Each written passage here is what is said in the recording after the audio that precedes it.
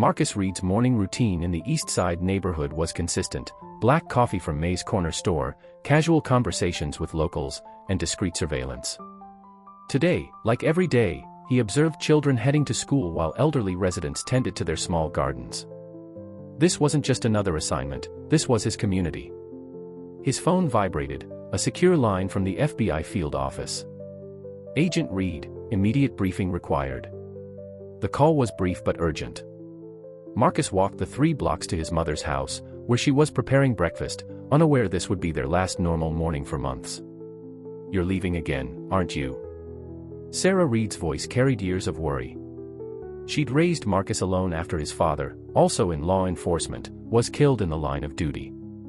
"The Bureau doesn't care about you like family does." Marcus hugged her tightly. "Mom, someone has to stand up for what's right. That's what you taught me." He didn't tell her about the increasing reports of police brutality in their district, or the suspicious drug trafficking patterns that seemed to align with certain police patrols. At the FBI field office, Assistant Director Thompson laid out the situation in the briefing room. "We have solid intelligence suggesting a corruption ring within the 7th Precinct. Officers are allegedly running protection for drug traffickers, planting evidence, and targeting specific communities." The screens behind him displayed photos of suspicious police operations. Detective Frank Sullivan, Thompson pointed to a photo of a stern-faced white officer, leads the narcotics unit. "Multiple complaints of excessive force, but nothing sticks. Internal affairs can't get close, they're too obvious. We need someone unexpected." Marcus studied Sullivan's file. 15 years on the force, decorated multiple times, but with a pattern of aggressive arrests in minority neighborhoods. The statistics were clear, even if the department ignored them. Thompson continued, "Your military background provides perfect cover. Sullivan respects veterans, it's your way in. But understand the risks. These officers are tight-knit, paranoid, and dangerous." Meanwhile, across town, Sullivan was conducting another routine stop. A young black businessman stood against his car, hands spread on the hood, while Sullivan's team searched the vehicle without probable cause. "Nothing here, Detective," reported Officer Martinez, but Sullivan wasn't satisfied. "Check again. These people always have something to hide." Sullivan's contempt was obvious, his badge a shield for prejudice. The businessman protested, "I have rights dash." "Rights." Sullivan stepped closer, his voice low and threatening. "Your rights are what I say they are." He planted a small bag in the car's console while his partner distracted the businessman. Unknown to Sullivan, this incident would later become part of Marcus's evidence file.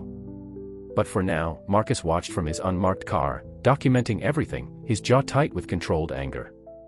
This wasn't just another assignment anymore, it was personal. The corruption he was about to infiltrate had destroyed too many lives in his community. The stage was set. Marcus would have to become exactly what he despised to expose the truth. He knew the risks: one wrong move, one slip in his cover story, and he wouldn't just fail the mission, he might not make it home to his mother at all. Marcus's integration into Sullivan's unit was calculated and methodical.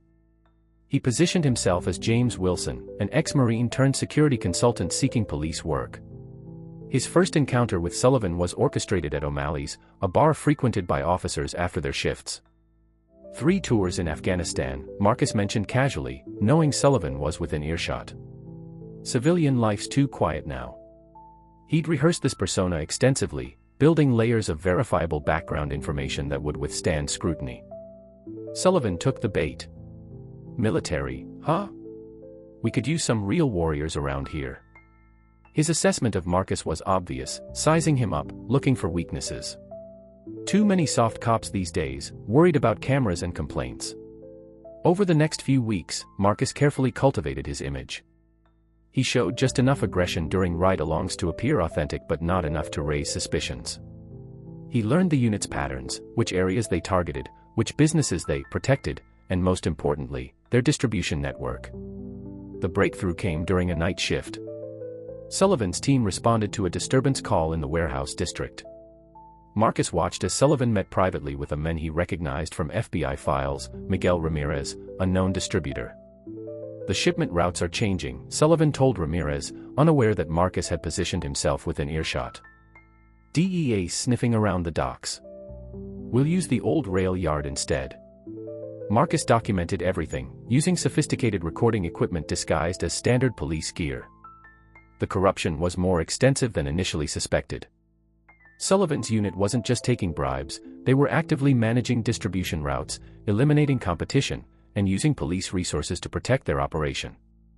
Linda Torres, Marcus's FBI handler, met him in a secured location to review the evidence.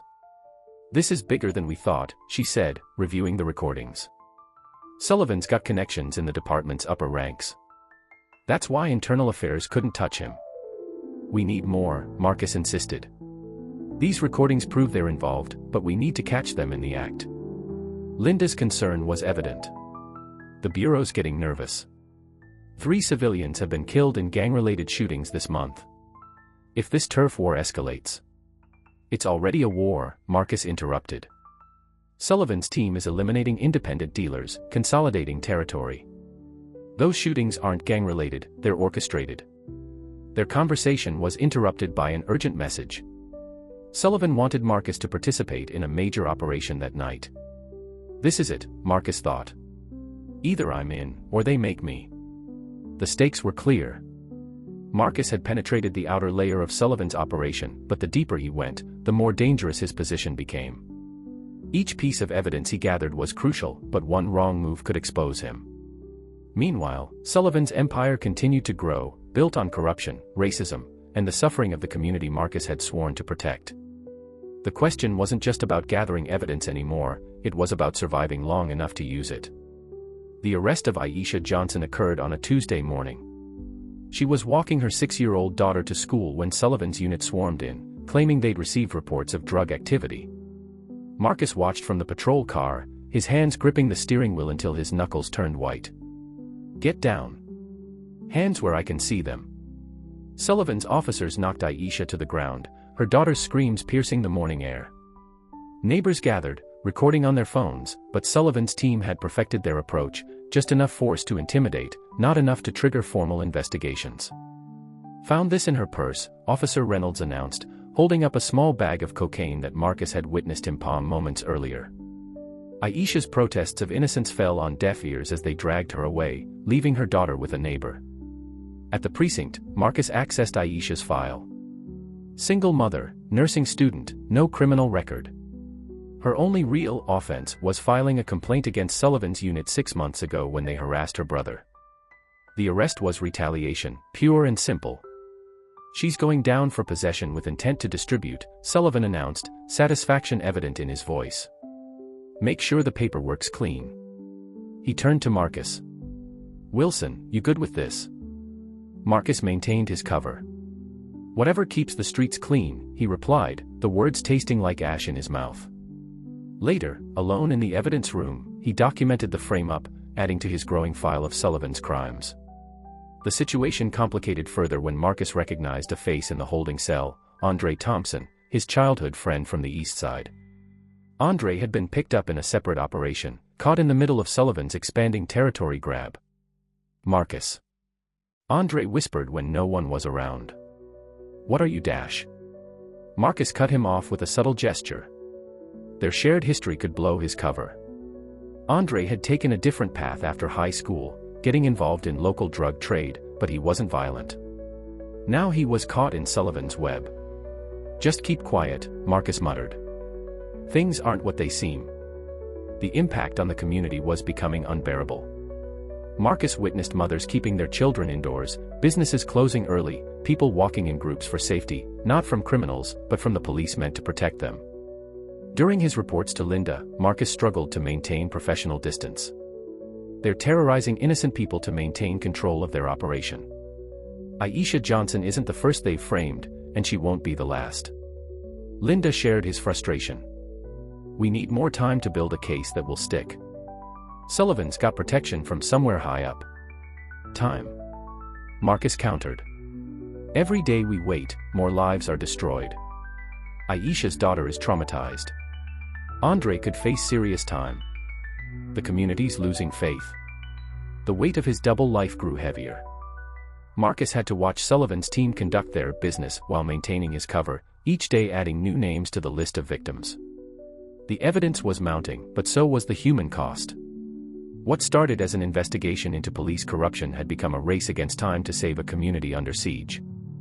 Marcus knew he was close to breaking the case, but Sullivan's growing paranoia meant the window of opportunity was closing fast. Sullivan's test of loyalty came during a midnight raid. "Wilson, you're taking point on this one," he announced, tossing Marcus a bulletproof vest. "Time to prove you're really one of us." The target was a suspected drug house, one that wasn't paying Sullivan's protection fees. What Sullivan didn't know was that Marcus had already identified it as a key location in the corruption network. Taking point would compromise his ability to gather evidence.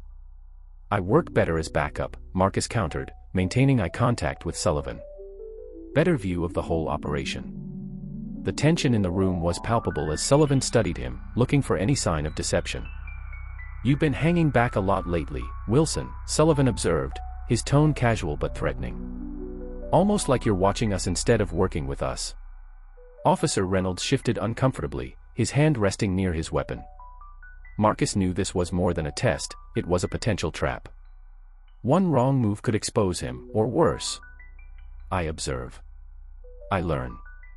That's how I stayed alive in Afghanistan," Marcus replied, using his cover story to deflect suspicion. "But if you want me to take point, just say the word." The challenge in his voice was calculated, not defiant enough to raise alarms, but firm enough to maintain his character. Sullivan's laugh broke the tension, but his eyes remained cold. "Backup it is. But I'll be watching." After the raid, Linda met Marcus in a secure location.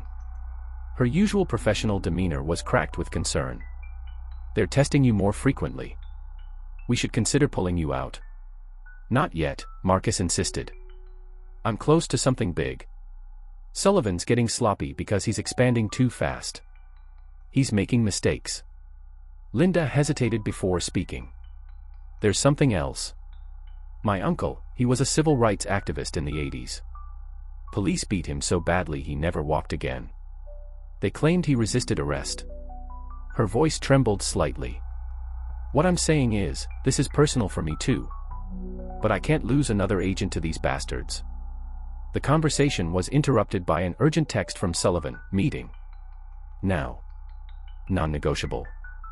Marcus arrived at the precinct to find Sullivan in his office, reviewing body cam footage from the raid. "Funny thing, Wilson. Camera caught you making a call during the operation. Care to explain?" "Checking on my mother," Marcus responded smoothly. "She's been sick." The lie was prepared in advance, one of many backstops he'd created. Sullivan leaned back, his expression unreadable. "Family man, huh? That's good. Family keeps us honest." The threat behind his words was clear, they knew where Marcus lived, where his mother lived. The next few hours were crucial. Marcus contacted Linda to increase surveillance on his actual mother's house while maintaining his cover. The FBI placed additional undercover agents nearby, but they couldn't be too obvious. Sullivan's paranoia meant he was watching for any signs of law enforcement interest. The pressure was building from all sides. Sullivan's crew was getting more aggressive, the FBI wanted results, and innocent people like Aisha remained in custody.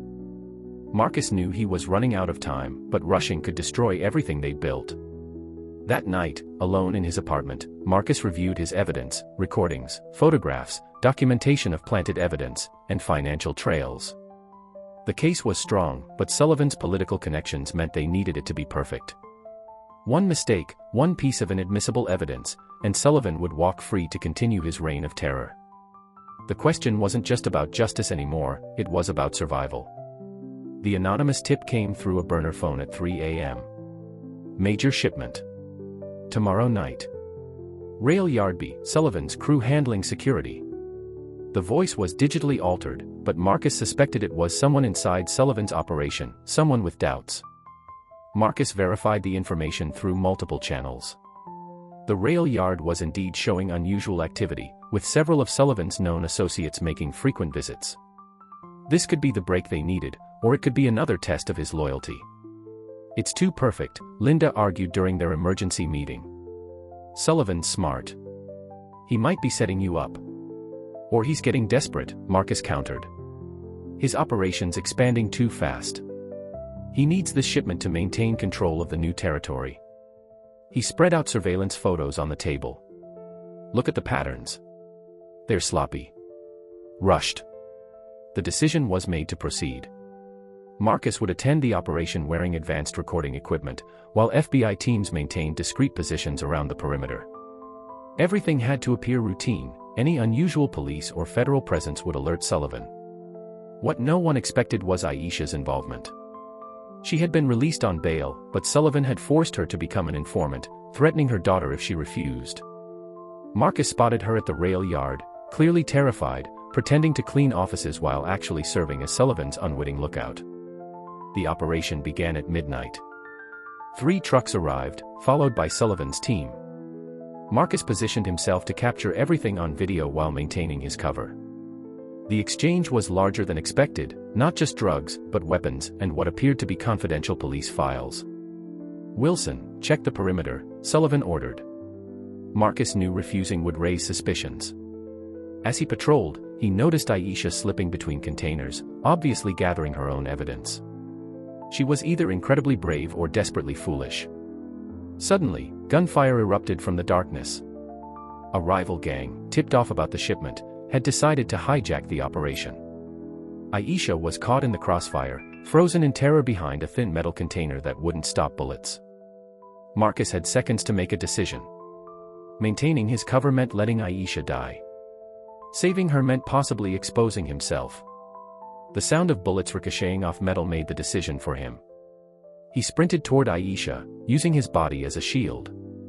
"FBI," he whispered as he pushed her behind better cover. "Stay down, and when I say run, head for the blue warehouse." Her eyes widened in recognition and understanding. The firefight intensified. Sullivan's crew was engaged with the attackers, creating chaos that worked to Marcus's advantage. He managed to secure the recording equipment and his position, making it appear he was simply caught up in standard police action rather than orchestrating an escape. "Now," he shouted to Aisha, providing covering fire that appeared to be aimed at the attackers but actually kept Sullivan's men pinned down. Aisha ran, disappearing into the darkness as Marcus maintained his position with Sullivan's crew. The night ended with 3 dead gang members and a seized shipment, but Sullivan was furious about the lost evidence. More importantly, he was suspicious about the coincidence of the raid.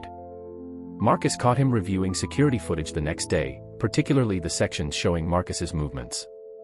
The clock was ticking. Sullivan would eventually discover Aisha's role and Marcus's intervention. The question was whether Marcus could gather enough evidence before that happened. The aftermath of the rail yard shootout created a dangerous window of vulnerability.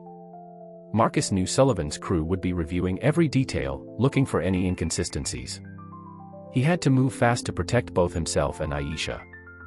Using pre-established emergency protocols, Marcus tracked Aisha to a motel on the outskirts of town. She had followed his instructions perfectly, leaving no electronic trail. When he entered her room, she was sitting in the corner, still shaking. "I should have known you weren't one of them," she said, her voice barely above a whisper. "You were different. The way you looked at us during arrests, like you were memorizing everything." Marcus secured the room, checking for surveillance devices. "Sullivan forced you to be his informant?" "It wasn't really a question. He said he'd make sure I'd never see my daughter again." Aisha's hands clenched into fists. "I recorded everything on my phone. Every meeting, every threat. I wasn't going to let them destroy my life without fighting back." Linda arrived an hour later, bringing food and clean clothes. The 3 of them gathered around the small motel table, planning their next moves. Aisha's evidence, combined with Marcus's recordings from the rail yard, could be enough to bring down Sullivan's operation, if they could keep her alive long enough to testify. "We can place you in witness protection," Linda offered, but Aisha shook her head. "My daughter needs me. And my community needs to see that standing up to them is possible." Her determination was clear, despite her fear. Marcus respected her decision but knew the risks. "Sullivan will come looking for you. He probably already is." As if confirming his words, Marcus's phone buzzed with messages from Sullivan's crew, asking about Aisha's whereabouts. They were conducting a house-to-house search in her neighborhood, intimidating her family and friends. Linda set up immediate protection for Aisha's daughter and family members. We need to move them tonight. Sullivan's desperate enough to use them as leverage. The motel room became their war room. Maps spread across the bed showed Sullivan's territory and known associates. Aisha's recordings revealed new details about his operation, names of corrupt judges, documentation of payoffs, and evidence of systematic evidence planting. He's got half the department in his pocket, Aisha explained, playing a recording of Sullivan bragging about his connections. That's why no one stops him. Their planning was interrupted by movement outside. 2 of Sullivan's officers were checking vehicles in the parking lot. They had somehow tracked them down. "Back door," Marcus whispered, already moving. They escaped just as Sullivan's men broke down the door, disappearing into the network of alleyways behind the motel. In a safe house across town, they regrouped. The close call had shaken them, but it also proved they were on the right track. Sullivan was scared enough to drop all pretense of legality. "We can't keep running," Linda said, checking the secure perimeter. "We need to end this before he brings in more muscle." Marcus watched Aisha making a quiet call to her daughter, promising to see her soon. The personal cost of this operation was mounting, but so was their resolve. Sullivan's empire was built on fear and corruption, but they now had something stronger, the truth, and the courage to use it. The question was whether that would be enough to survive what was coming. The following days became a dangerous chess game. Sullivan increased surveillance on Marcus, assigning Officer Reynolds to be his constant partner. It wasn't partnership, it was surveillance. "You've been distracted lately, Wilson," Sullivan cornered Marcus in the precinct parking lot. "Ever since that shootout at the rail yard. Something on your mind?" His tone was casual, but his eyes were predatory. "Just thinking about how that gang knew about the shipment," Marcus replied, matching Sullivan's tone. "Seems like we might have a leak." He was playing a dangerous game, deflecting suspicion by appearing to share Sullivan's paranoia. Meanwhile, information came through Linda about Officer Garcia, one of Sullivan's trusted lieutenants. Internal Affairs had finally gathered enough evidence to arrest him for excessive force. It wasn't connected to their investigation, but it created an opportunity. "Garcia's going down," Marcus informed Linda during a secured meeting. "Sullivan will be looking to plug that leak fast. He'll either try to silence Garcia or replace him quickly." Their conversation was interrupted by surveillance footage showing Sullivan's men questioning people near Aisha's old neighborhood. They were getting aggressive, desperate for information about her whereabouts. Marcus received a text from his FBI surveillance team. Sullivan had just left the precinct, heading toward Marcus's apartment. The confrontation they'd been avoiding was about to happen. "He's making his move," Marcus told Linda. "Get Aisha to the secondary safe house. Now." Linda hesitated. "You can't go back there. He's probably figured it out. If I run, he'll know for sure. I need to play this out." Marcus arrived at his apartment to find Sullivan waiting in the shadows of his living room. The detective's casual posture couldn't hide the tension in his shoulders or the subtle bulge of a backup weapon at his ankle. "Nice place, Wilson," Sullivan commented, examining a framed photo of Marcus's cover family. "Quiet neighborhood. Good place to raise a family. Shame if something happened here." The threat was clear. Marcus maintained his composure, even as he noted the positions of Sullivan's backup team outside his windows. "Something on your mind, detective?" Marcus kept his voice steady, his hand casually near his own weapon. "Funny thing about that rail yard shooting," Sullivan began. "Security cameras caught some interesting angles. Like how you happened to be in exactly the right place when shots started flying." Before Marcus could respond, his secure phone vibrated, the signal that Linda and Aisha had activated their emergency protocol. They'd been discovered. Multiple tensions were reaching their breaking point. Garcia was about to be arrested, potentially exposing more of Sullivan's operation. Aisha was in motion with vital evidence. And now Sullivan was making his play, testing Marcus's loyalty one final time. The next few minutes would determine everything. One wrong word, one suspicious glance, and Marcus's cover would be blown. But each minute he kept Sullivan talking was another minute for Linda and Aisha to reach safety. "Maybe we should discuss this somewhere more private," Marcus suggested, knowing Sullivan would interpret it as either cooperation or an attempt to escape. Sullivan smiled, but it didn't reach his eyes. "After you, Wilson." or whatever your real name is. The endgame had begun, and there would be no going back. The confrontation reached its boiling point in an abandoned warehouse, Sullivan's chosen location. Marcus entered first, hyper-aware of every shadow and exit point. Sullivan's team surrounded the building, while Linda's FBI surveillance remained hidden in position. "You know what bothers me most?" Sullivan circled Marcus like a predator. "Not that you're a rat. We all deal with rats. It's that you made me look stupid." He pulled out a file.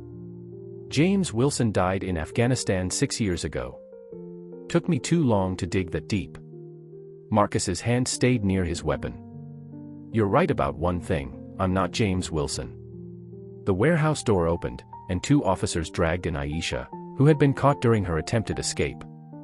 Her face was bruised, but her eyes burned with defiance.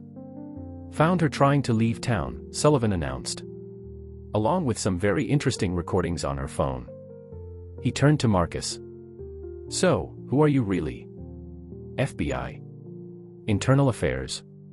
"He's the only honest cop in this building," Aisha spat, earning herself a rough shake from her captors. Marcus made his decision. Reaching slowly into his jacket, he pulled out his FBI badge. "Special Agent Marcus Reed. And you're under arrest, Sullivan." Sullivan laughed, but there was an edge of desperation in it. "You think a badge changes anything? I own this precinct. Your word against mine, and I've got a lot of friends in high places." "Not anymore," Marcus replied. Garcia talked. "He's been working with Internal Affairs since the rail yard shooting. Every meeting, every payoff, every planted evidence case, it's all documented." Sullivan's composure cracked. "You're lying." "Check your phone," Marcus suggested. "Garcia's arrest is probably hitting the news right now." Sullivan pulled out his phone, his face paling as he read the headlines. But instead of surrendering, he grabbed Aisha, pressing his gun to her head. "Here's what's going to happen," Sullivan snarled. "I'm walking out of here. Try to stop me, she dies. You kill her, you'll never make it to the door," Marcus stated calmly. "Your own team's already turning on you. Look around." Sullivan's officers were indeed lowering their weapons, some backing away. The corruption ring was breaking apart in real time. "They're cowards," Sullivan spat. "I gave them everything." "You gave them fear," Aisha said, despite the gun at her temple. "That's all you ever had." Linda's voice came over a megaphone from outside. "Building is surrounded. FBI. Come out with your hands up." Sullivan's grip on reality was slipping. "You don't understand what I built here. This city needs men like me to keep order." "No," Marcus stepped forward. "What this city needs is justice. Real justice, not your twisted version of it." The warehouse erupted in chaos as FBI teams breached from multiple points. Sullivan fired wildly, but Marcus had already tackled Aisha clear of the line of fire. The exchange was brief but intense. When the smoke cleared, Sullivan was in custody, his empire crumbling around him. His officers were surrendering one by one, some already making deals to testify. But Marcus knew this was just the beginning. The real work of rebuilding trust between the police and the community was still ahead. The aftermath unfolded like a hurricane. Sullivan, now in custody, demanded to speak with Marcus alone. Against Linda's advice, Marcus agreed to one final confrontation in an interrogation room, cameras rolling. "You think this ends with me?" Sullivan leaned forward, his handcuffs clanking against the metal table. "I've got files on everyone. Judges, politicians, other precincts. You take me down, the whole system burns." "Maybe it needs to burn," Marcus replied calmly. "Maybe we need to rebuild it right this time." Sullivan's facade cracked. "You self-righteous bastard. You grew up in these streets. You know what real law enforcement takes. The deals, the compromises dash. The racism. The planted evidence. The destroyed lives." Marcus laid out photos of Sullivan's victims. "This isn't law enforcement. It's terrorism with a badge." Internal disputes erupted within the FBI over how to proceed. Some wanted to limit the investigation to Sullivan's immediate crew, fearing the political fallout of a broader probe. Others, led by Linda, pushed to follow every lead, regardless of where it led. If we don't clean it all out now, someone else just takes Sullivan's place, Linda argued in a heated meeting with bureau chiefs. Marcus found himself caught in the middle. His testimony would be crucial, but the more he revealed, the more dangerous things became. Sullivan's corrupt network was vast, and even behind bars, he had reach. During a tense strategy session, a message arrived from one of Sullivan's former officers, offering to turn state's evidence. "Sullivan's got a kill order out," the message read. "He's calling in favors from inside prison." The threat became real when Marcus's mother's house was broken into. She wasn't home, thanks to FBI protection, but the message was clear: Sullivan wasn't done. "You want to know what really happened to your father?" Sullivan taunted during another interrogation. "Ask around about the night he died. Ask who gave the order." Marcus's hand tightened into a fist, but he maintained his composure. "You're trying to distract me. It won't work." "Am I?" "Check the files. Your daddy was investigating police corruption too." History repeats itself. The revelation shook Marcus, but it also strengthened his resolve. His father's unsolved murder had driven him to law enforcement, and now the truth was finally emerging. The confrontation reached its peak when Sullivan's remaining loyal officers attempted to destroy evidence at the precinct. Marcus and Linda led a team to secure the files, leading to a tense standoff with armed officers. "Think about what you're protecting," Marcus called out to the officers. "Is Sullivan worth throwing away your careers? Your freedom?" One by one, they lowered their weapons. Sullivan's last power play had failed, but the cost was high. The department was in chaos, public trust was shattered, and the road to reform looked longer than ever. In his cell, Sullivan made one last attempt to bargain. "I can give you everyone. Every corrupt cop, every crooked judge. But I want a deal." Marcus looked at the men who had terrorized his community for so long. "No deals. Just justice." The stage was set for the final act, but no one could predict how it would end. The press conference was packed, cameras flashing as Marcus and Linda presented the evidence against Sullivan and his network. Aisha stood with them, her presence a testament to civilian courage in the face of corruption. "Today, we announce the indictment of 37 police officers, 4 judges, and 12 public officials," Linda announced. The numbers sent shockwaves through the room. This investigation has uncovered one of the largest police corruption networks in our city's history. Outside, crowds gathered, community members, activists, and honest police officers standing together. The sight of unity was powerful, but Marcus knew the hardest work was still ahead. Aisha's case became symbolic of the department's transformation. All charges against her were dropped, and she became a leading voice for police reform, working with community organizations to rebuild trust. "My daughter asks me if it's safe to talk to police now," Aisha told reporters. "I tell her we're making it safe, one day at a time." But the biggest revelation was yet to come. As the FBI dug deeper into Sullivan's files, they uncovered the truth about Marcus's father's death. He had indeed been investigating police corruption, specifically a young officer named Frank Sullivan. Marcus confronted Sullivan one last time in prison. "You killed him because he was close to exposing you, even back then." Sullivan's smirk faded. "Your father was like you, couldn't see the bigger picture. He had to go." The confession was caught on prison cameras, adding murder charges to Sullivan's growing list of crimes. But for Marcus, it was about more than justice, it was about completing his father's work. Then came the unexpected twist. Marcus's childhood friend, Andre Thompson, emerged as a key figure in bringing down Sullivan. He had been the anonymous tipster, working quietly to gather evidence while appearing to cooperate with Sullivan's crew. "I couldn't let them destroy more lives," Andre explained during his testimony. "Watching what they did to Aisha, remembering what happened to your father, someone had to stop it." The trials began, each revelation bringing more changes to the department. New oversight committees were formed, led by community members. Training programs were overhauled, with emphasis on de-escalation and cultural sensitivity.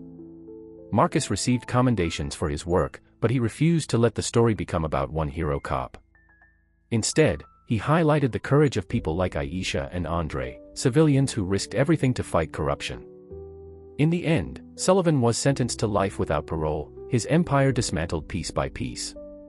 But the true victory wasn't in his conviction, it was in the changes that followed. Marcus's mother, finally learning the truth about her husband's death, found peace. "He'd be proud," she told Marcus. "Not just of you, but of what you helped build." The final scene played out at a community center dedication. Marcus, Aisha, and Linda watched as children played freely, no longer afraid of the police cars passing by. "Think we made a difference?" Linda asked.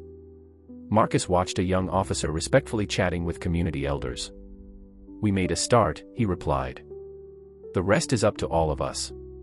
The story of corruption and justice had ended, but the work of building trust and real community policing was just beginning. And this time, they were doing it together.